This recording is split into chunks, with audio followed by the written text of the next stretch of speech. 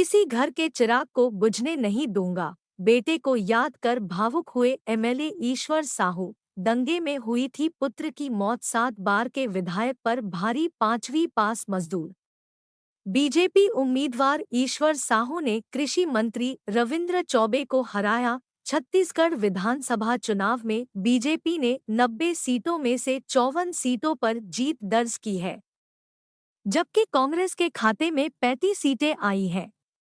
साजा विधानसभा seat पर पहली बार चुनाव लड़ रहे ईश्वर साहू ने कांग्रेस के 7 बार के विधायक और कृषि मंत्री रविंद्र चौबे को हरा दिया है।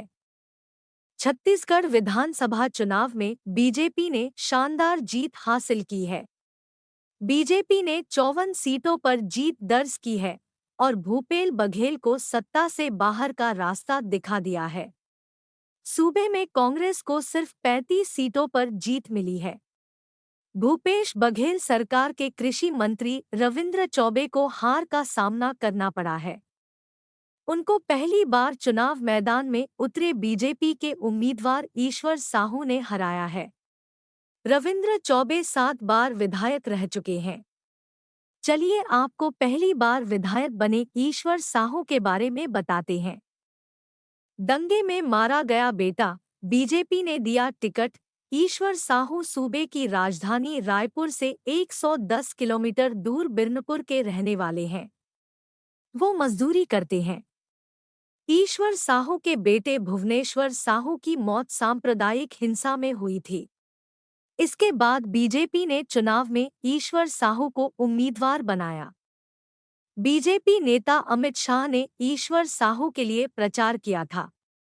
उस दौरान उन्होंने कहा था कि ईश्वर साहू सिर्फ उम्मीदवार नहीं, बल्कि इंसाफ की लड़ाई के प्रतीक है।